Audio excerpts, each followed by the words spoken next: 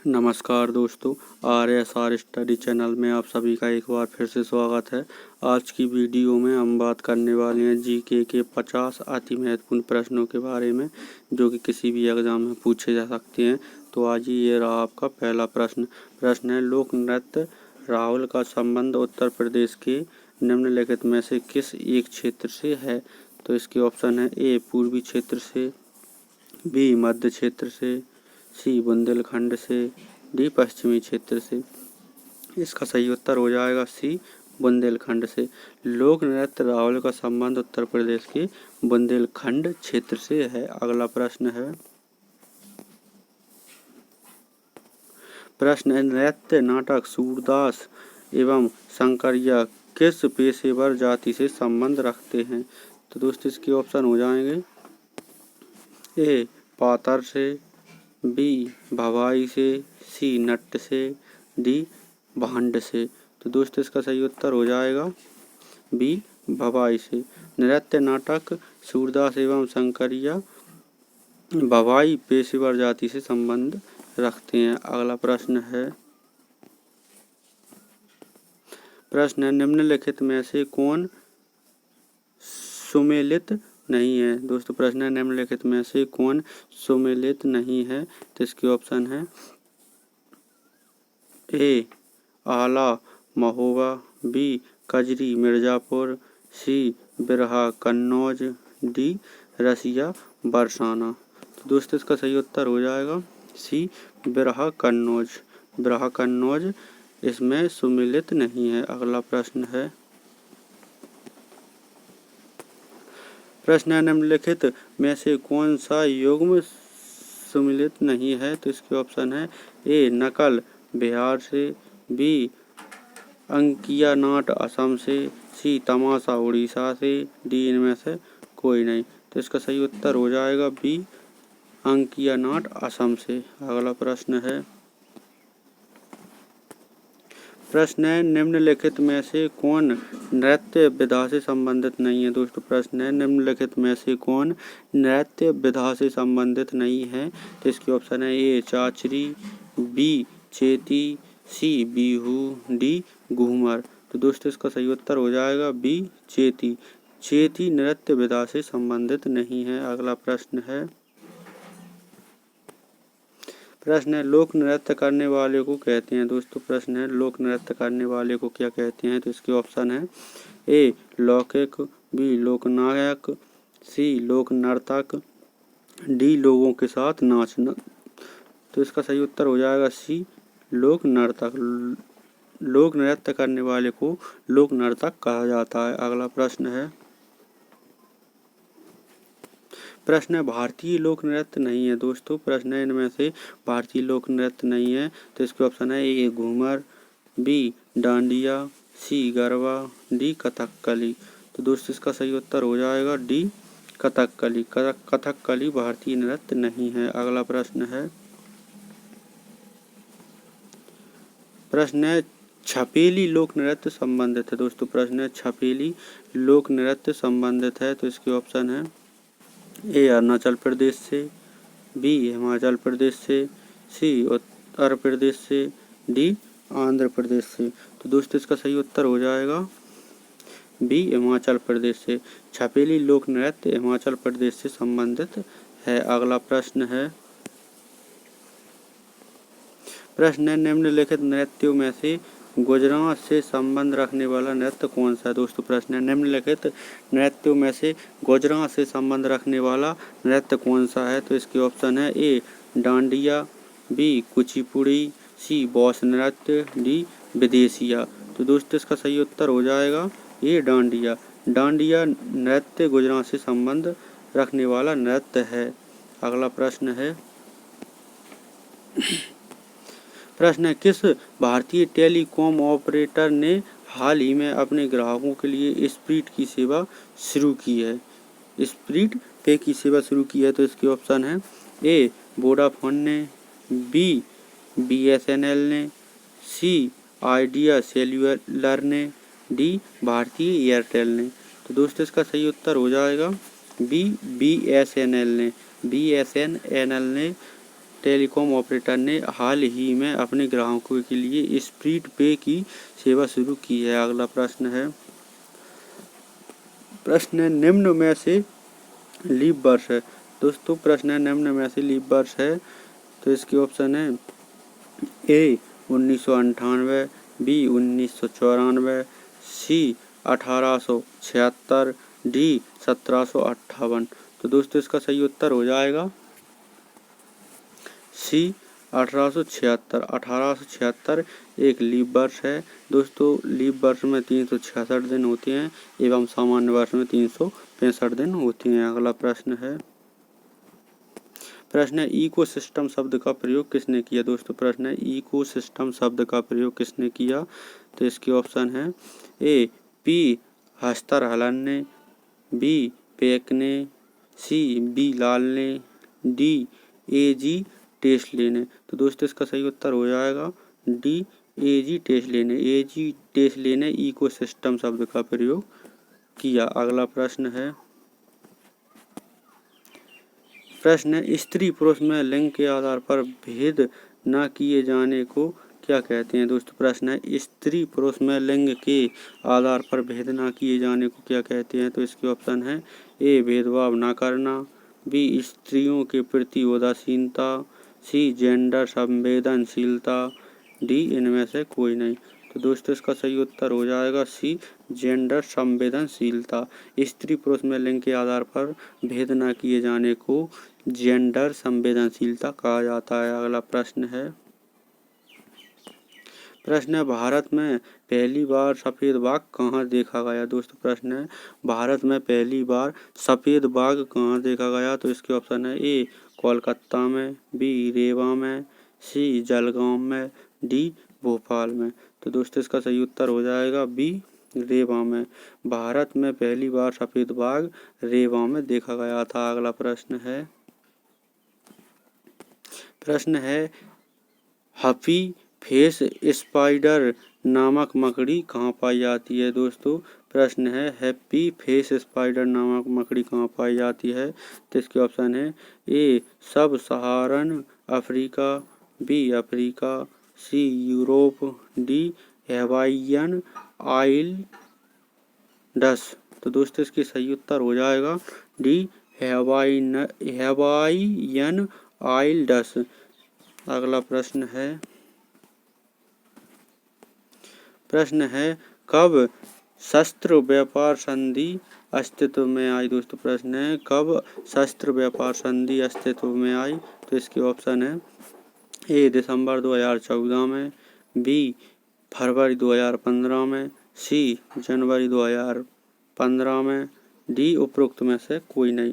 तो दोस्तों इसका सही उत्तर हो जाएगा ए दिसंबर 2014 में। शस्त्र व्यापार संधि दिसंबर 2014 में अस्तित्व में आई। अगला प्रश्न है भारत रत्न से सम्मानित किए जाने वाले लोगों की सूची में कौन शामिल नहीं है। दोस्तों प्रश्न है भारत रत्न से सम्मानित किए जाने वाले लोगों की सूची में कौन सम्मिलित नहीं है। तो इसके ऑप्शन है ए अटल बिहारी वाजपेयी, बी मदन मोहन मालवीय, सी के आर नारायण, डी उपरोक्त में से कोई नहीं। तो दोस्तों इसका सही उत्तर हो जाएगा सी के आर नारायण। अगला प्रश्न है 24 दिसंबर देश में किस रूप में मनाया जाता है। दोस्तों प्रश्न है 24 दिसंबर को देश में किस रूप में मनाया जाता है। तो इसके ऑप्शन है ए 29 राष्ट्रीय उपभोक्ता दिवस के रूप में, बी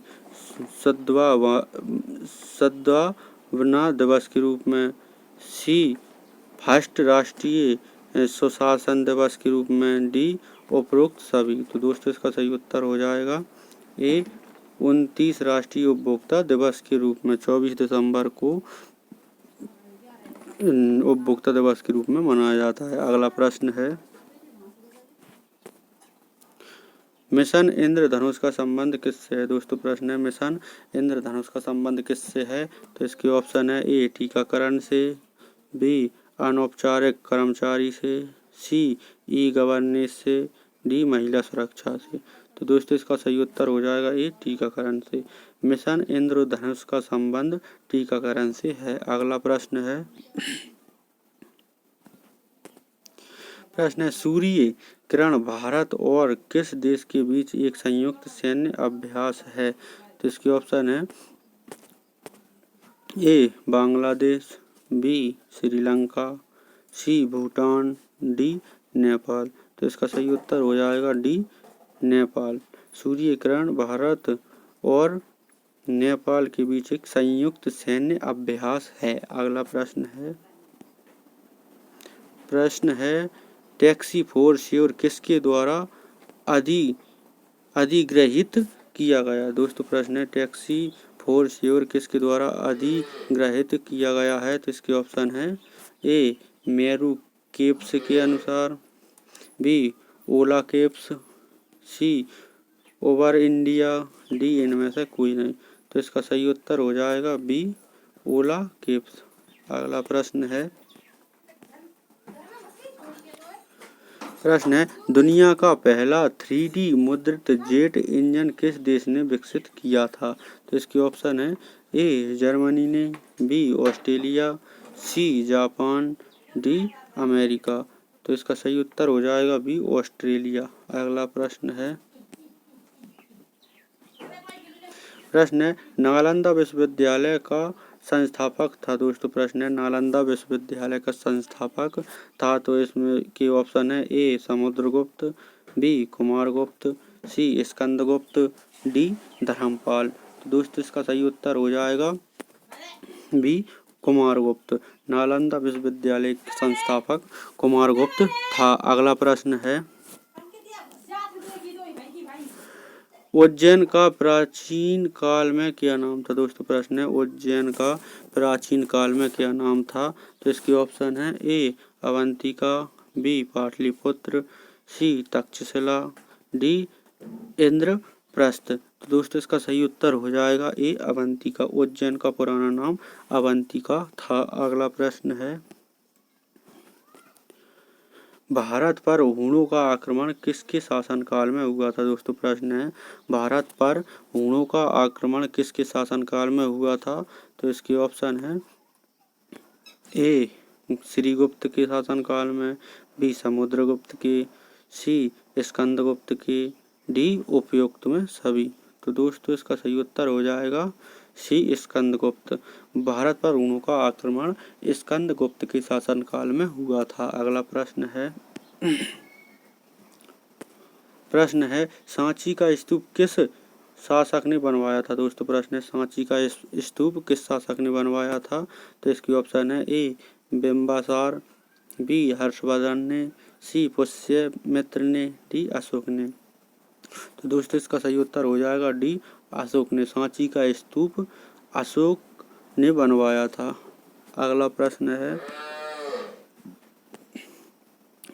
अशोक के शिलालेखों को सर्वप्रथम किसने पढ़ा? दोस्तों प्रश्न है अशोक के शिलालेखों को सर्वप्रथम किसने पढ़ा? तो इसकी ऑप्शन है ए पादरेटी ने, बी विलियम जोन्स ने, सी जेम्स प्रिंसेप ने, डी उपरोक्त में से कोई नहीं।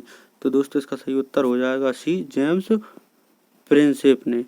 अशोक के शिलालेखों को सर्वप्रथम जेम्स प्रिंसेप ने पढ़ा था। अगला प्रश्न है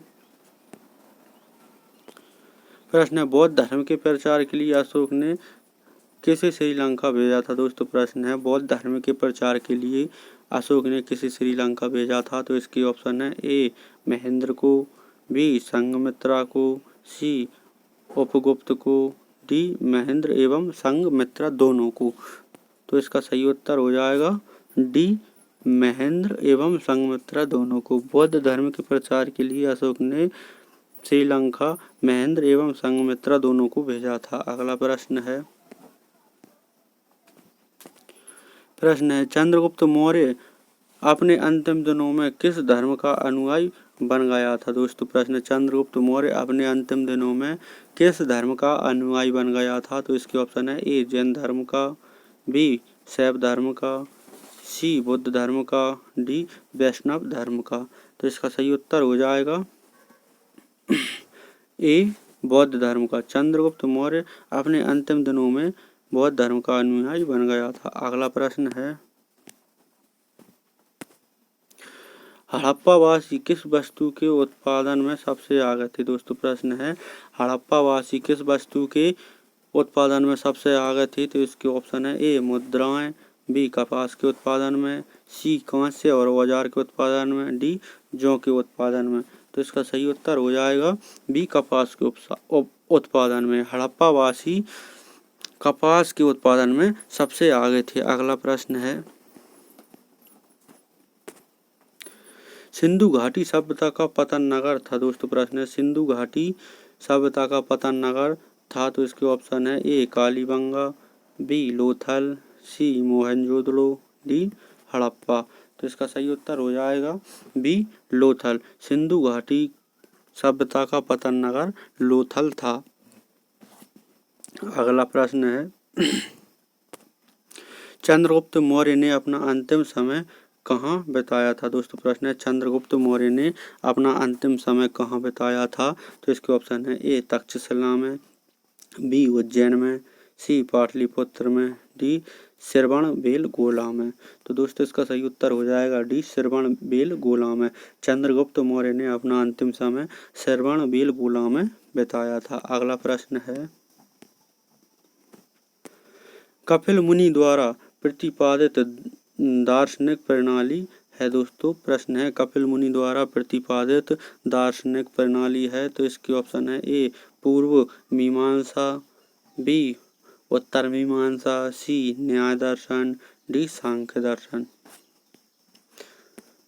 तो इसका सही उत्तर हो जाएगा डी सांख्य दर्शन। कपिल मुनि द्वारा प्रतिपादित दार्शनिक प्रणाली सांख्य दर्शन है। अगला प्रश्न है निम्न में से किसने रूस में लाल सेना का गठन किया था? दोस्तों प्रश्न है निम्नलिखित में से किसने रूस में लाल सेना का गठन किया था? तो इसके ऑप्शन है ए लेनिन ने, बी त्रेतास्की ने, सी ट्राटस्की ने, डी उपरोक्त में से कोई नहीं। तो दोस्तों इसका सही उत्तर हो जाएगा सी ट्राटस्की ने। अगला प्रश्न है रूसी क्रांति के दौरान चेका का गठन किसने किया था? दोस्तों प्रश्न है रूसी क्रांति के दौरान चेका का गठन किसने किया था? तो इसके ऑप्शन है ए लेनिन ने, बी प्लेखानोव ने, सी केरेंस्की ने, डी ट्राटस्की ने। तो दोस्तों इसका सही उत्तर हो जाएगा ए लेनिन ने। रूसी क्रांति के दौरान चेका का गठन लेनिन ने किया था। अगला प्रश्न है वैदिक काल में आर्यों के जीवकोपार्जन का मुख्य साधन क्या था? तो इसके ऑप्शन है ए शिकार, बी कृषि, सी व्यापार, डी शिल्पकर्म। तो इसका सही उत्तर हो जाएगा बी कृषि। वैदिक काल में आर्यों के जीविकोपार्जन का मुख्य साधन कृषि था। अगला प्रश्न है निम्न में से किस क्रांति को अक्टूबर की क्रांति कहा जाता है? दोस्तों प्रश्न है निम्न में से किस क्रांति को अक्टूबर की क्रांति कहा जाता है? तो इसके ऑप्शन है ए रूसी क्रांति को, बी इंग्लैंड की क्रांति को, सी अमेरिका की क्रांति को, डी फ्रांस की क्रांति को। तो इसका सही उत्तर हो जाएगा ए रूसी क्रांति को। रूसी क्रांति को अक्टूबर की क्रांति कहा जाता है। अगला प्रश्न है रूसी साम्राज्य को राष्ट्रों का कारागार किसने कहा था? दोस्तों प्रश्न है रूसी साम्राज्य को राष्ट्रों का कारागार किसने कहा था? तो इसके ऑप्शन है ए लेनिन ने, बी प्लेखानोव ने, सी ट्राटस्की ने, डी मार्क्स ने। तो दोस्तों इसका सही उत्तर हो जाएगा ए लेनिन ने। लेनिन ने रूसी साम्राज्य को राष्ट्रों का कारागार कहा था। अगला प्रश्न है सबसे पुराना वेद है। दोस्तों प्रश्न है सबसे पुराना वेद कौन सा है? तो इसके ऑप्शन है ए सामवेद, बी ऋग्वेद, सी यजुर्वेद, डी अथर्ववेद। तो दोस्तों इसका सही उत्तर हो जाएगा बी ऋग्वेद। ऋग्वेद सबसे पुराना वेद माना जाता है। अगला प्रश्न है हिंदू भारत की जनता के संदर्भ में हिंदू शब्द का प्रथम बार प्रयोग किया था। तो दोस्तों किसके द्वारा किया गया था? इसके ऑप्शन है ए रोमवासियों ने, बी यूनानियों ने, सी चीनियों ने, डी अरबों ने। तो इसका सही उत्तर हो जाएगा डी अरबों ने। अरबों ने हिंद भारत की जनता के संदर्भ में हिंदू शब्द का प्रथम बार प्रयोग किया था। अगला प्रश्न है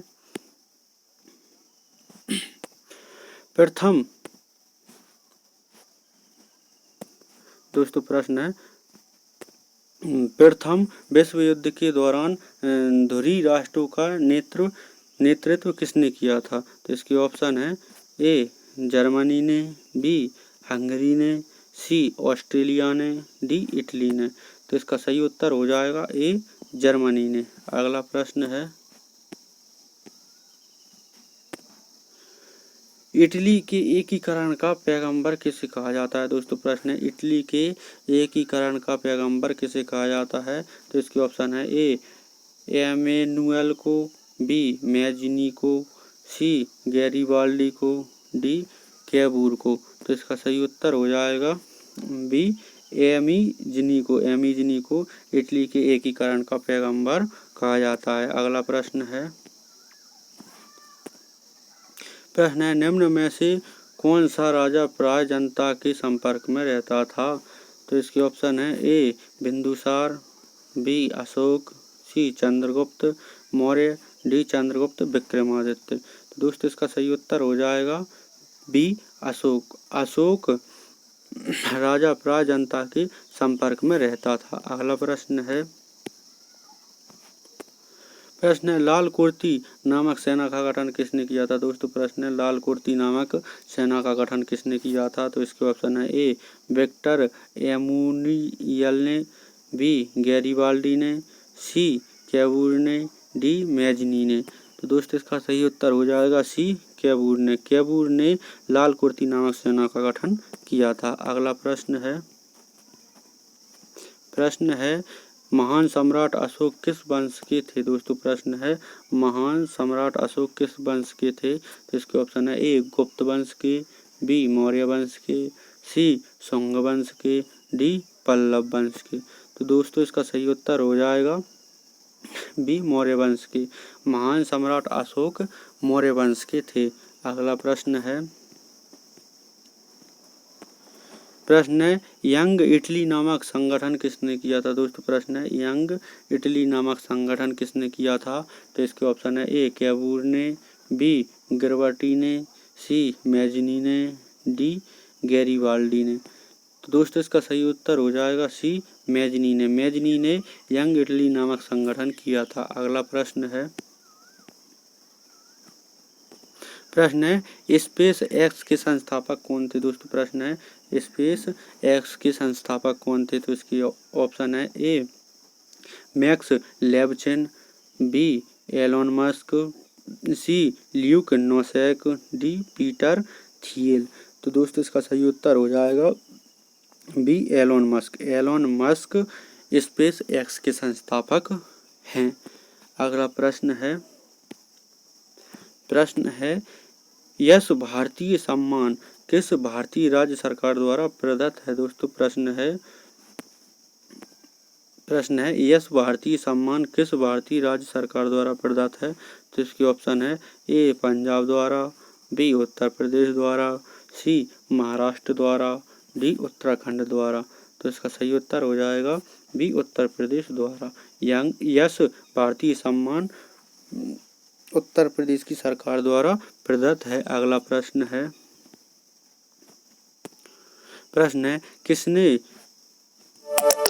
किसने कविता के लिए खुशवंत सिंह मेमोरियल पुरस्कार जीता था? तो इसके ऑप्शन है ए कैकी एन दारूवाला, बी अरुंधति सुब्रमण्यम, सी कश्यप स्वामी, डी रंजीत होसकोटे। तो इसका सही उत्तर हो जाएगा बी अरुंधति सुब्रमण्यम।